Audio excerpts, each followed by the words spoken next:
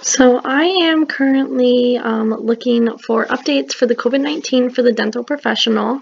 So two sites I went to is ODHA and ADHA. I feel like ODHA, there wasn't a whole lot that has been updated recently.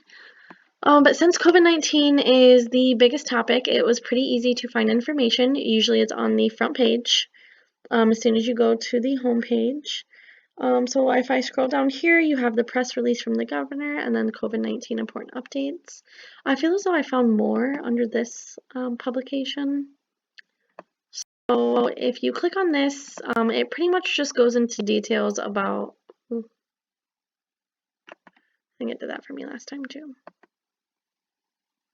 Pretty much just goes in details about what is going on or what has been recommended for the dentist, and that is pretty much that it has been requested that unless it's an emergency situation, we should not be seeing patients. Many reasons for this is maintaining a safe distance, preventing the risk of transmission because, with surgery and that, there's going to be a lot of aerosols. It's going to be a greater risk for transmission. And a big one is to preserve the inventory of supplies. I feel as though that is definitely a big one because it is scarce right now and it should be for emergency situations only, and definitely, hospital settings and any emergency situations within the dental office. I also clicked on the dentalohio.gov and I thought that this was pretty neat. Of course, as soon as you go to this website, coronavirus information, so I clicked on that. And this pretty much gives you an overall view of, Ohio, what's going on. So we have our total cases, number of hospitalizations, the age range, ICU, male, female. I did think this little video was kind of neat.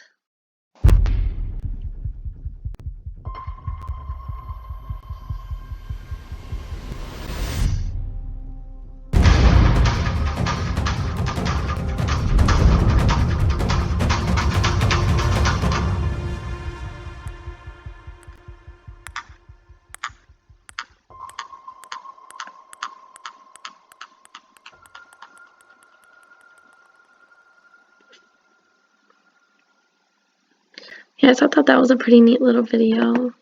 And then for ADHA, I felt like this was a little better because it seemed to be updated more often. The last time the ODHA website was updated was March 13th, so it had only almost been a month ago. So again, since COVID is so big right now, it's going to be right on the front page. Number 1 here, number 2. So I went to the side, went to COVID-19 updates. It pretty much covered the same thing.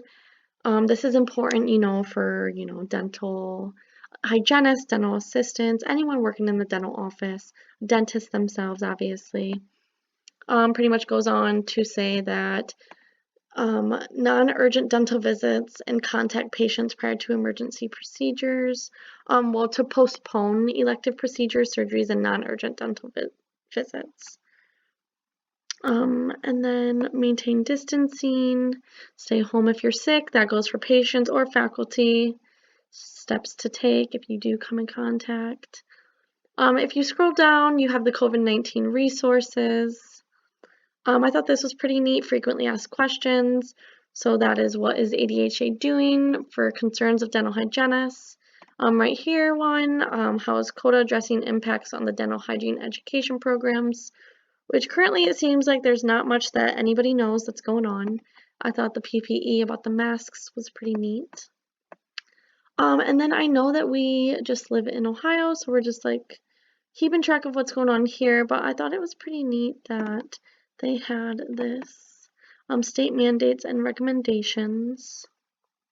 And this gives you kind of like a little map with like a key, and you can kind of see what has been mandated in each state. So for us, Ohio, it shows our reported cases, and we are currently mandated essential and emergency only, and that's until May 1st. As of right now, I have a feeling it will be extended. We'll see how that goes.